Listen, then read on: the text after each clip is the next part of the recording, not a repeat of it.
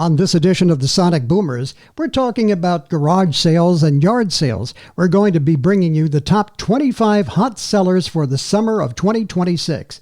It could mean the difference between you wrapping up your weekend with a pocket full of money or a driveway full of regret. Number 1, the Dyson vacuum cleaner. Again, please use common sense when you're putting out your stuff to sell. It should be in working order. Nobody wants to buy something that, it works, but it needs a part. It needs a hose. It needs attachments. Put the whole thing out complete in working order.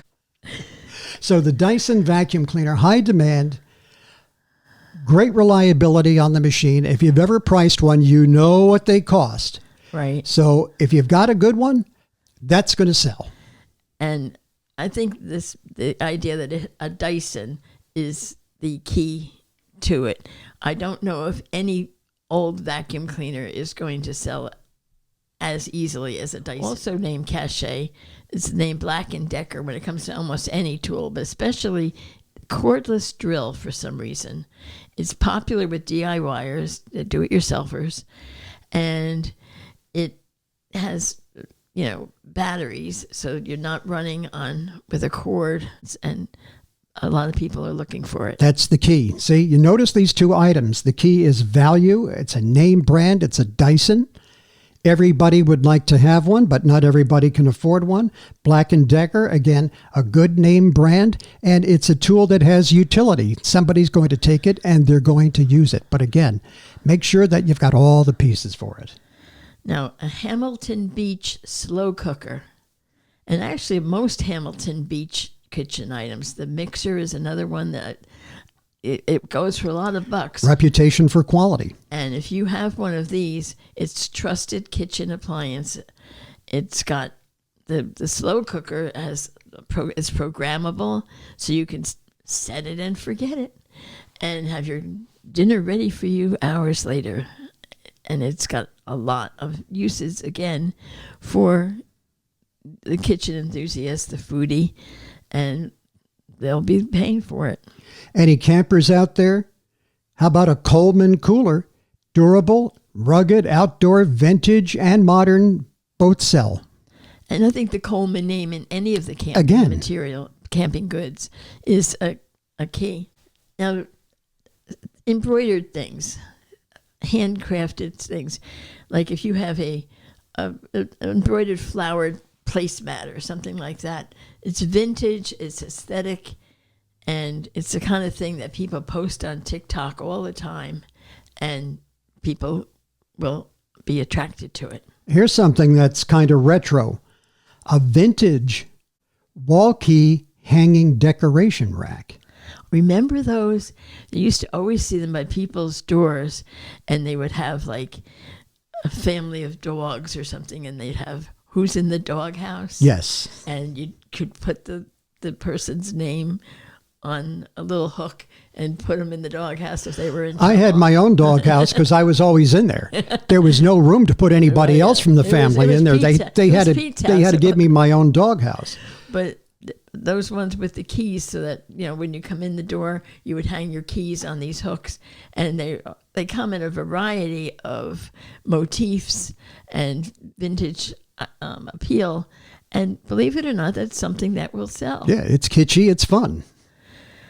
Now, the Bat Trang vintage ceramic flower vase. Right. Apparently, this is a Vietnamese product, and it's popular for living room displays and people that collect vases and potteries and ceramics will love it. If you're into cottagecore, if you're into retro, you might want to put up some vintage miniature models. Right, like those little, especially at Christmas time, people like those little villages with all the little houses, and there'll be a house, and there'll be a store, and there'll be a church, and those kind of like little village items really have a lot of appeal. Matchbox cars in good shape. Mm-hmm. Complete Lego sets. Right. I didn't realize how hot Lego is today. Oh, yes. And the thing is, you know, when our kids were young, you bought Legos and it was like a big barrel full of just pieces. Now you buy a set, and in that box is all you need to assemble to make a given item. Yeah. There is nothing more painful, maybe a toothache or an earache, nothing more painful in life than stepping on a Lego piece. Unfortunately, I think you're right. Other retro kind of things, floor mats for your kitchen? For your kitchen, the hallway or maybe doormats coming in the door. For some reason that they're on the list of hot sellers. But again, the key word here is retro. Mm-hmm. You're not going to run over to the Home Depot, pick up a floor mat and sell it for twice the price. No. The key word here is retro. How about gardening tools? Yeah. Now, again, something somebody can use. But it has to be in good shape. And especially if you're selling it at the right time of year. Like right now, it would be a good time to get rid of garden tools because people are emerging from their houses in the winter and they're starting to dig up their gardens and plant their plants, and they'll be looking for those kind of items. Power tools, drills, sanders, saws. Again, in high demand. Make sure that they're functional. Nobody wants to buy your rusty old saw with a couple of worn down teeth. It's like, but if it's in good shape, put it out there. Good chance that you're going to sell it. And even aside from power tools, just hand tools in general. If you've got hammers and screwdrivers, wrench sets, especially maybe those things that they sell for car mechanics, and it's a socket wrench set. I just gave one away to the guy next door. And it's like in a box, and it's got all the little... Yeah, it's got the ratchet and the fittings. Right. And, yeah. Those kind of things, good sell. Costume jewelry. Again, affordable costume jewelry, trendy stuff, and collectibles. Vintage dishes and kitchenware. Very popular with decorators, interior decorators, right. And collectors. Right. But the cachet, again, it's not all of it. You really kind of have to do a little bit of research because just because it's vintage, it may not be a hot item. Like if you've got Lenox, maybe that's worth more than a Noritake set because Lenox was more valuable to begin with. So now any vintage Lenox, and there are people that are looking for a specific piece to complete their set. If you have it, it's gold. Books. Good books, classics, bestsellers. As long as you price them cheaply, people are always looking for a good read. Old bicycles and scooters. Again, they sell fast, but you've got to make sure that they're in good condition. For God's sake, don't put a bicycle out there. Don't put out your rusty old Schwinn or your rusty old Huffy, and the tires are dry rotted. They're flat. Oh, by the way, the derailleurs don't work. It needs a chain. Yeah. The brakes don't work, but it's a bargain. No, bikes will sell, hot sellers, but again, don't sell junk. Mid-century items, especially furniture. Ooh, now you've got me at hello. I can't believe I just said that. Was that corny or what? It was, but that's all right. You had me at hello. Now you've totally derailed me here. Mid-century furniture. Decorator and collectors like to have them. They restore them and they resell them. So this is one time when something being maybe not in perfect condition could still have some value. If you have an old Eames lounge chair, and a genuine Eames lounge chair, somebody will be willing, that's into retro, that's into mid-mod, they will pay good money for that. Or maybe you have an old chair or table that maybe has been painted over, maybe it's scratched up, and people will take the time to either refinish it or repaint it or reuse it for some other use. And those kind of items will sell. Patio and outdoor furniture. People are looking for patio furniture, patio tables. So again, that's seasonal. Yep. Again. Don't wait too long. good chance it's going to go. Now, IKEA Lakeside table is a particular one that It's affordable. it's affordable, and I think most IKEA furniture will sell if it's especially if it's all put together already. Yes. Golden, because I don't know about you, but we don't like to put it together. No, we hire people to do that. Unless it's like comes in like 3 pieces that you can Yeah. figure it out And yourself. even then, I'm like, what do I do with this third leg on the table? Where does I'm awful at this stuff. But yeah, if it's already assembled, somebody's going to snap that right up if it's in good shape. Right. Now, vintage Pyrex and kitchenware. This is new to me. I didn't know that was collectible. I just figured it was useful because Pyrex, you can take it from the oven to the table to the refrigerator, and it's been around forever. Yeah. And I thought it was It's a quality name. Pyrex, Corningware, very respected names, and they have great utility.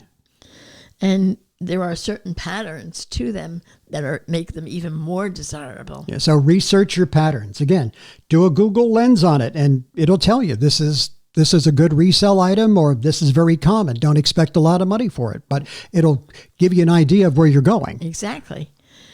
Vinyl records and cassettes.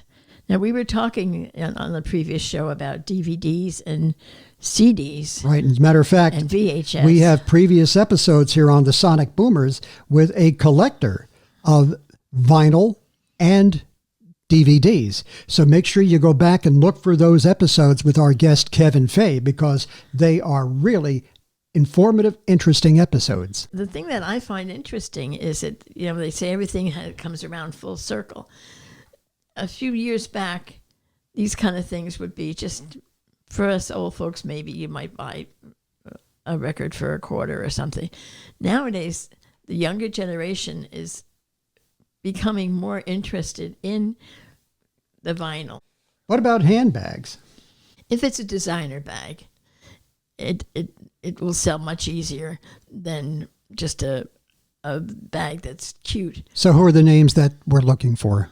Oh, well, from anything from a mid-range to like a Coach, Michael Kors, all the way up to Prada and Gucci and Louis Vuitton. Yves Saint Laurent. Those kind are super high. Right. And those, if you have those to sell, you're probably better selling it online through like a Facebook marketplace or a Real or something like that, because you're not going to get anywhere near what you could at a garage sale if you've got Gucci for sale. I mean, it'll sell.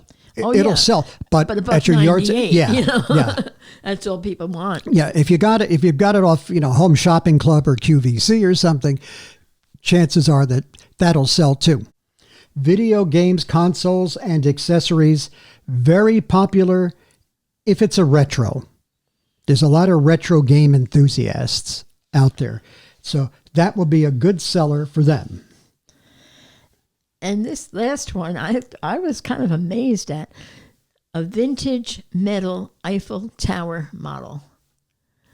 Now, I would have thought that was corny as all get out, and unless you've been to Paris, you wouldn't even give it a second look. But apparently, this is a new category of classic souvenirs and decor items that are now on people's bucket lists and watch lists. This is not on anybody's list, but this is something for me as a garage sale enthusiast. Put your prices clearly marked, clearly. But I can't tell you how many garage sales I went to where you don't want to keep asking how much for this, how much for that.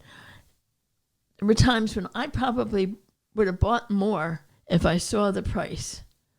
But because they didn't have the price there, I didn't want to keep asking, and I walked away. So put your prices clearly marked either on the item or group it and say, everything on this table is $5.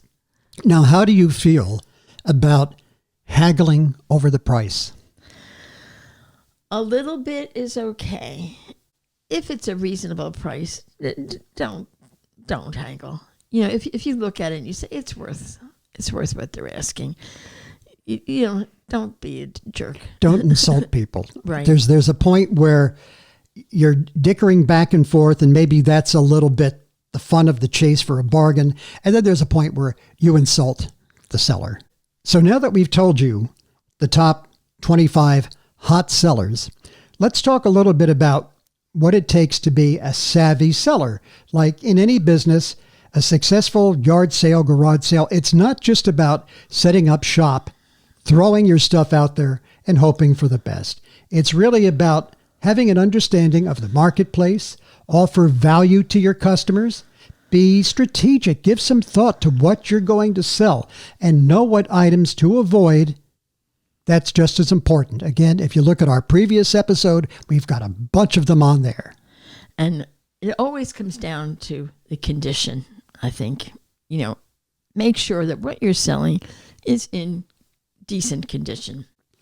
Garage selling is like an opportunity. It offers a chance to meet interesting people, meet some of your neighbors that maybe you have never met before, get rid of the items that you don't need, and maybe make a little bit of money while you're at it. And remember, every item has a value for someone, but not every item is suitable for a garage sale. So in your planning, think smart, plan well, and enjoy yourself. Until the next edition of the Sonic Boomers, which will be next Thursday. Remember, we're up publishing every Thursday morning at 9 a.m. We're available on YouTube, Apple Podcast, iHeart, basically anywhere you can find a podcast, you'll find the Sonic Boomers. So until next week, I'm Pete. And I'm Maureen. Thanks for listening. Thanks for watching.